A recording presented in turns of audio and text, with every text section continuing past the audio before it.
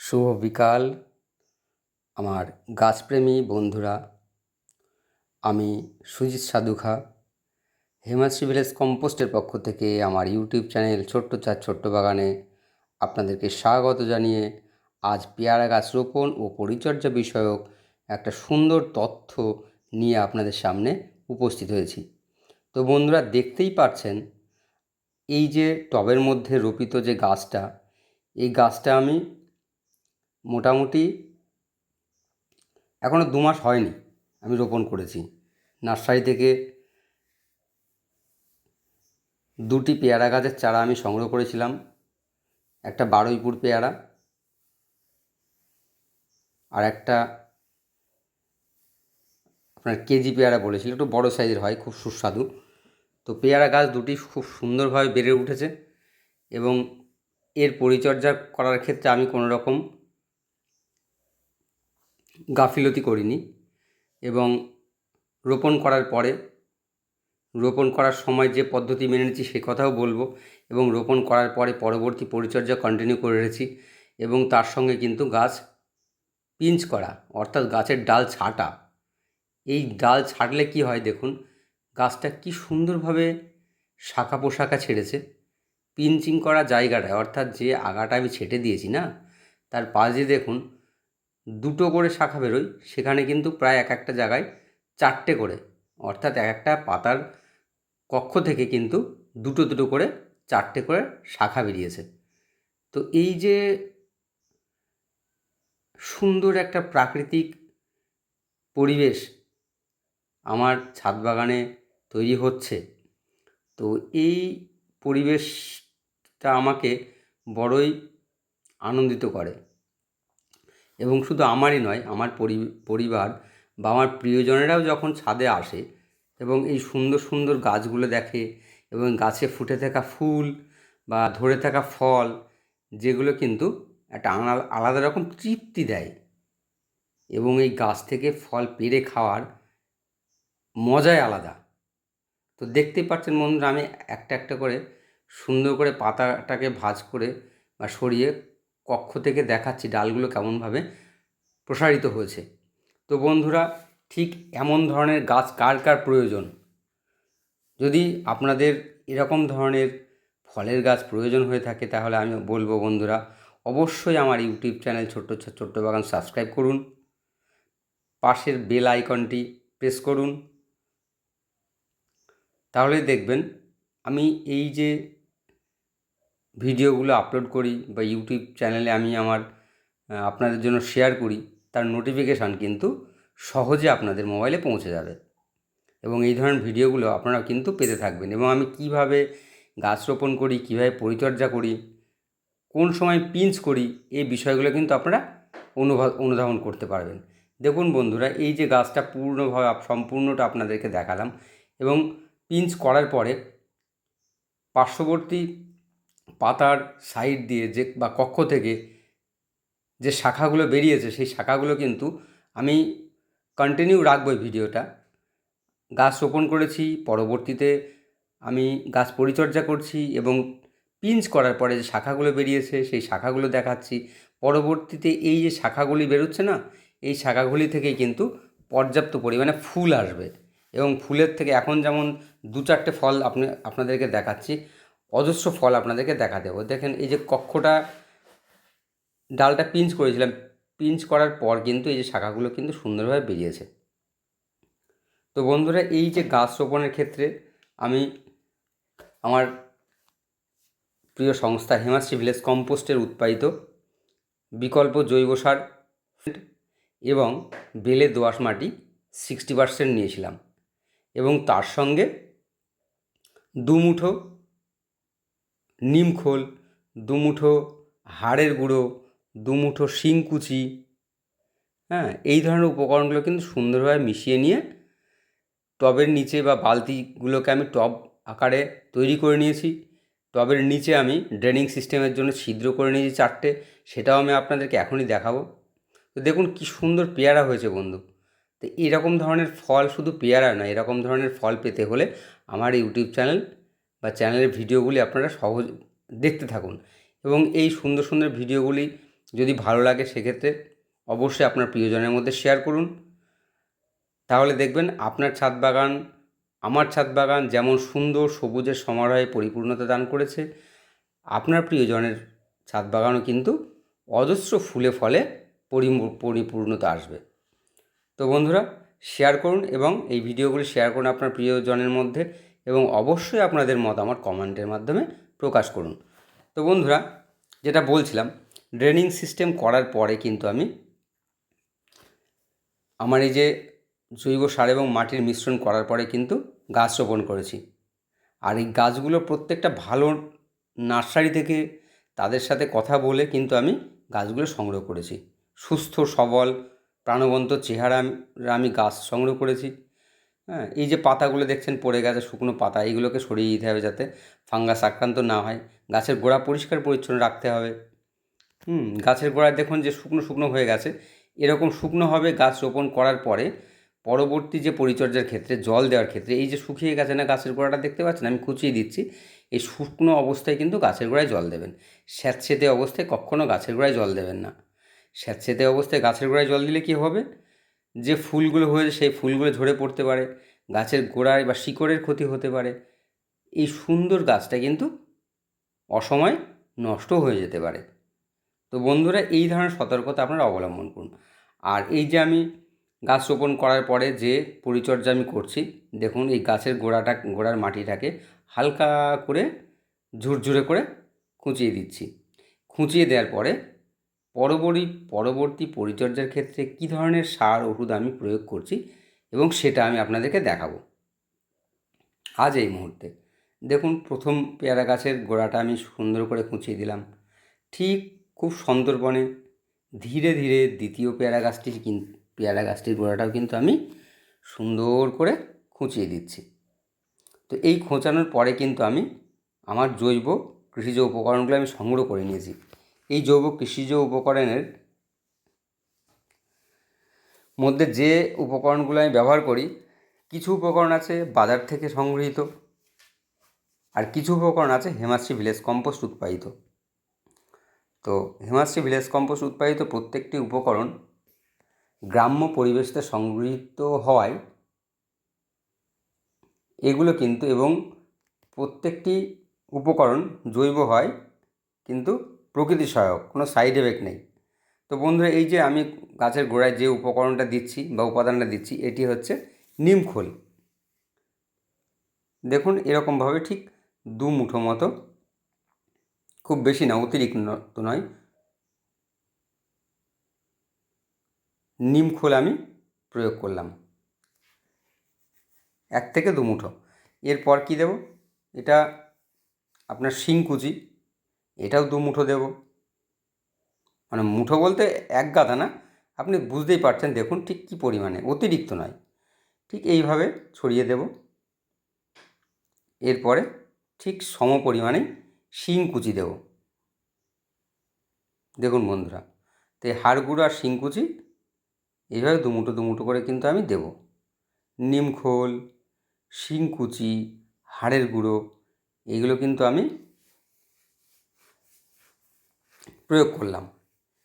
এবার কি প্রয়োগ করব, ঘরোয়া পদ্ধতিতে ক্যালসিয়াম ও ফসফরাসের যোগান দেওয়ার জন্য। দেখুন, কিছু উপকরণ মাটির সঙ্গে খুব দ্রুত মিশে গাছের খাবার তৈরি হয়, কিছু উপকরণ মিশতে দেরি হয়।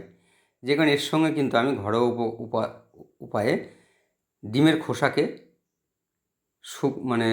রৌদ্রে শুকিয়ে নিয়ে একটু আঁচে হালকা ভাজা করে নিয়ে সেটাকে আমি মিক্সার গ্রাইন্ডারে ডাস্ট করে নিয়েছি। তো এটাও 2 চামচ করে আমি দেব দুটো টবেই। দেখুন, খুব সুন্দরভাবে দিচ্ছি। ঠিক এইভাবে যত্ন সহকারে যদি আপনারা করতে পারেন না বন্ধুরা, আপনাদের যে কোনো ফলের গাছও কিন্তু এমনভাবেই মেলে ধরবে, এ বিষয়ে কোনো সন্দেহ নেই। দেখুন বন্ধুরা, আমার প্রাথমিকভাবে মোটামুটি সম্পূর্ণ হলো। এরপর কি দেব, এই যে পরপর গৃহজ উপকরণগুলো গাছের খাদ্য উপাদান আমি দিলাম, এরপরে কিন্তু হেমাশ্রী ভিলেজ কম্পোস্ট উৎপাদিত উর্বর প্লাস বিকল্প জৈব সার বা উর্বর প্লাস কম্পোস্ট মাস্টার, এটাও আমি 2 মুঠো দেবো। এটা এনপিকে, অনুখাদ্য ও উপকারী জীবাণু সমৃদ্ধ। যে সারটা আমি 2 মুঠো এবার প্রয়োগ করব, এর উপকারী ব্যাকটেরিয়াগুলো কিন্তু মাটিতে জলধারণ ক্ষমতা বজায় রাখবে, মাটিতে উপযুক্ত খাদ্যের যোগান দেবে গাছকে, গাছের শিকড়ের শ্রীবৃদ্ধি ঘটাবে। তো বিভিন্ন রকম কিন্তু গাছের উপকারে আসবে। তো দেখুন, এটাও আমি 2 মুঠো করে দেব। দেওয়ার পরে উপরের যে মাটির এবং সারের মিশ্রণটিকে হালকাভাবে মিশিয়ে দেব। এবং মিশিয়ে দেওয়ার পর সঙ্গে সঙ্গে আমি দেখাচ্ছি যে এই যে মিশিয়ে দিচ্ছি, এই মেশানোর সঙ্গে সঙ্গে আমি কি করছি। তো ঠিক এই একই রূপে, একইভাবে, একই পদ্ধতিতে বন্ধুরা আপনারা আপনাদের বাড়ির বা ছাদ বাগানের বা উঠোন বাগানের গাছগুলো কিন্তু পরিচর্যা করতে পারেন। আর এইভাবে পরিচর্যা করলে কী হবে, আপনাদের অবসর বিনোদন অর্থাৎ অবসর সময়টা আপনাদের কিন্তু খুব সুন্দরভাবে কাটবে। আর এই যে কাজকর্মগুলো করা হয়, ওঠা হয়, বসা হয়, জল দেওয়া হয়, গাছের টবগুলোকে সরানো নাড়ানো করা হয়, এক্ষেত্রে কিন্তু একটা খুব সুন্দর শরীরচর্চার কাজও আপনাদের হয়ে যাবে। দেখছেন বন্ধুরা, আমি কি সুন্দরভাবে মিশিয়ে দিলাম। এই যে মিশিয়ে নিয়ে আবার সুন্দরভাবে গাছের গোড়ায় মাটিগুলোকে সমান করে দেব। দেখুন,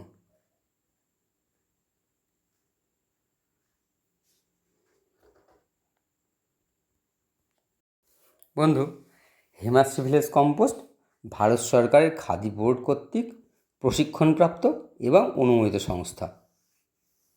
এর বৃহত্তর অর্থনৈতিক সহায়তায় আছে ইন্ডিয়ান ব্যাংক, দত্তগুলিয়া ইন্ডিয়ান ব্যাংক। তো আমাদের ভারত সরকার বা আমাদের পশ্চিমবঙ্গ সরকার সরকারিভাবে আমাদের যে প্রশিক্ষণ দিয়েছে জৈব সার বা জৈব ওষুধ উৎপাদন করা, এবং তার পাশাপাশি যে ব্যাংকগুলো আছে তারাও কিন্তু অর্থনৈতিক দিক দিয়ে আমাদেরকে সহযোগিতা করছে জৈব কৃষির প্রসার ঘটানোর জন্য। তো বন্ধুরা, এই জৈব কৃষির প্রসার ঘটুক এবং আমাদের প্রত্যেকের বাড়িতে জৈব ফুল ফল শাকসবজি উৎপাদন হোক। কৃষি জমির মাঠেও বৃহৎ আকারে এই ধরনের কাজ চলছে, কর্মকাণ্ড চলছে বন্ধুরা, খুব ভালো লাগে।